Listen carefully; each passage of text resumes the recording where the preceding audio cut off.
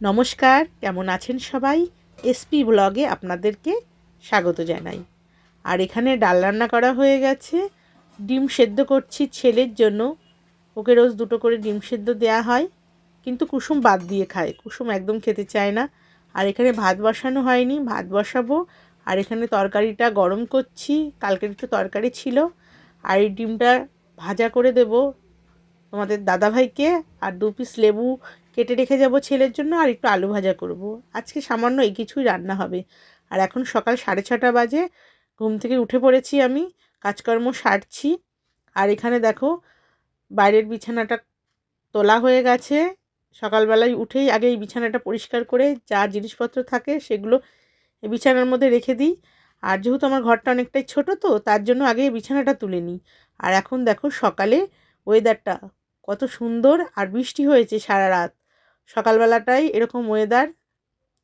আর পাতা পড়েছে, পাতা পড়েছে কি সুন্দর। আর আমার সব কাজকর্ম হয়ে গেছে। তোমাদের দাদাভাই দেখলে তো জল ভরছিল। আর এখন আমি বেরিয়ে যাচ্ছি, তোমাদের দাদাভাই গাড়ি বের করছে, আমরা দুজন মিলে বেরোবো। আমি প্রত্যেক দিন মাদের বাড়িতে যাই, মানে আমার বাপের বাড়িতে যাই। কেন যাই সেটা তোমাদের সঙ্গে পরে অবশ্যই শেয়ার করব। আর এখন এই যে গাড়িতে উঠে পড়েছি তোমাদের দাদাভাইয়ের সঙ্গে। এখন প্রথমেই আমরা যাব একটু চায়ের দোকানে, কারণ তোমাদের দাদাভাইকে বাড়িতে চা করে দিলে খেতে চায় না।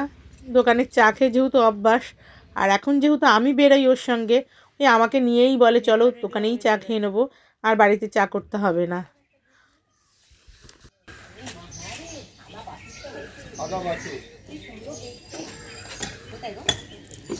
কি হয়েছে? বাচ্চা হয়েছে গরু। ওইখানে পড়ে রয়েছে। হ্যাঁ, পড়ে রয়েছে কোথায়? ওই তো মাঠে। সকাল সকাল চায়ের দোকানে এসে দেখা পেলাম একটা ফুটফুটে ছোট্ট বাচ্চার সঙ্গে। সেটা হচ্ছে গরু বাচ্চা দিয়েছে, এত সুন্দর বাচ্চাটা দেখছিলাম ওপাশ থেকে। তারপরে চায়ের দোকানে এখান থেকে দূর থেকে তোমাদেরকে দেখাচ্ছি। আর এই কলকাতা থেকে গরুগুলো দেখি ছাড়া থাকে, আর আমাদের দেশের ঘরের গরুগুলো তো আটকানো থাকে, মানে বাঁধা থাকে।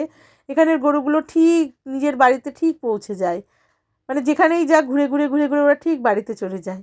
আর তোমাদের সাথে কথা বলতে বলতে আমি চলে এসেছি বাপের বাড়িতে। ওখান থেকে আমি আর আমার ভাইয়ের বউ দুজনে মিলে গেলাম একটু বাজারে ফল কিনতে, আর একটু দশকর্মার বাজার করতে। কারণ পরের দিনই আমাদের বাপের বাড়িতে রয়েছে সত্যনারায়ণের পুজো, তার জন্য আমরা দুজন মিলে একটু বাজার করে নিয়ে আসছি। আর আমাদের ঠাকুরের ফল কেনা হয়ে গেল।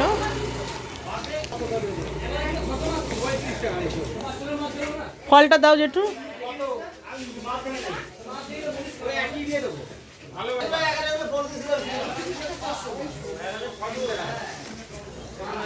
আমাদের দুজনার বাজার করা হয়ে গেছে।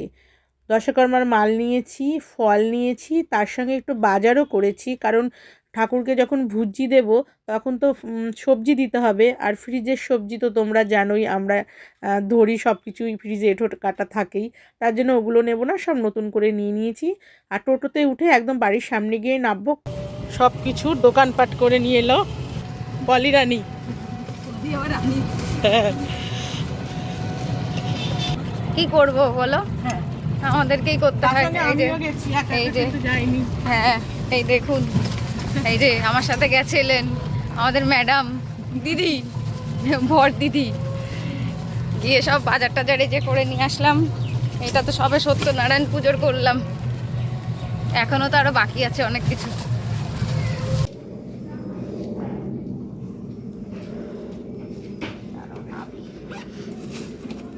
বাঁশের কাঠি। মামা কই? মামা কি করে? ঘরে গেম খেলে।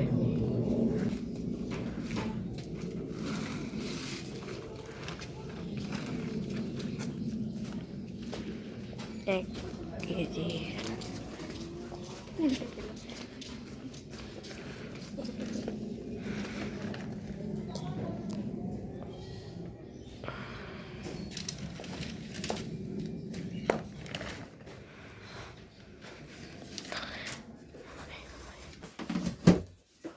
তুলে দেবো এটা।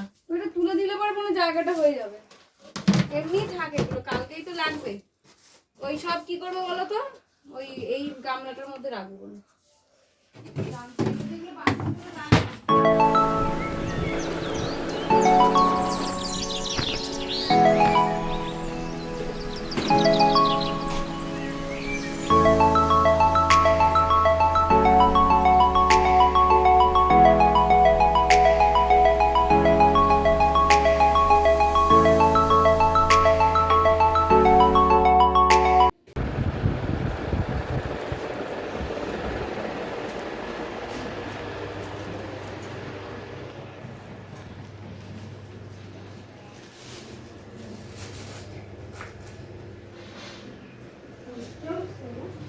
হুম, এই দেখো তো আর দেবো সবজি না বেশি হল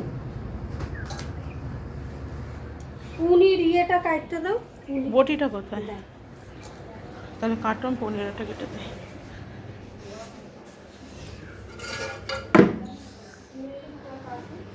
ঝুড়িগুলো সব মেজে দিয়েছি, কই রাখলাম ঝুড়ি?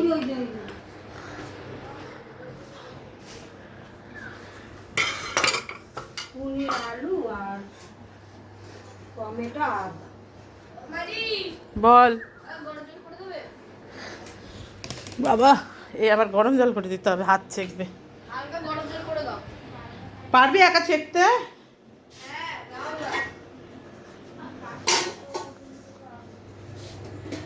কতটা? অল্প একটু ডুবাবি? ডুবিয়ে রেখে দিবি? সে ডোবানোর জায়গা কোথায় পাবি? কি কি কোন গামলায় ডুবাবি আবার তুই? বড় না কিছু অকাজ করে থুইছে হাতটা নিয়ে।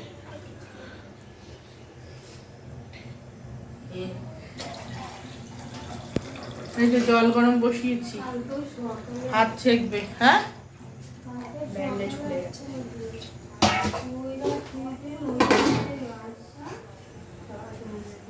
আমরা তিনজন হলুদ পরেছি। এদিকে আয়, এখানে দাঁড়া। এই দেখো, আমি এরম ভাবে দেখায়। আমরা তিনজন হলুদ পরেছি, একজন ওই যে দিদি আর এই যে ছবি, পুরো ম্যাচিং ম্যাচিং আজকে হলুদে। আর হাতটা পাকা হয়ে গেছে দুটো ব্যান্ডেজ খুলে ফেললে কেন? পরীক্ষা দিচ্ছিস বলে? ঠিক হয়ে গেছে কি বললো ডাক্তার? এক্সরে করেছে? না এক্সরে করিনি চির ধরেছিল তো এক্সরে করতে হবে না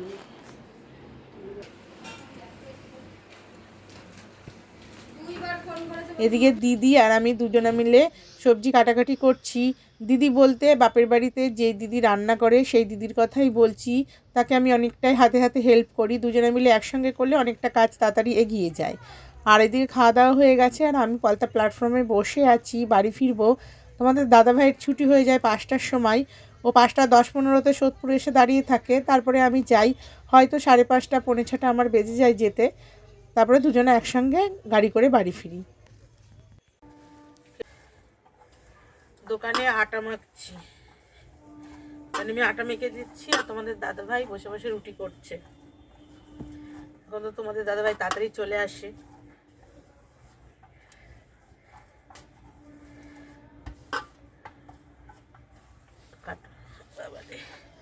সময়ের সাথে সাথে না জীবনে অনেক কিছু বদলে যায়, সেটা আমার সঙ্গে নয়, সবার সঙ্গেই হয়।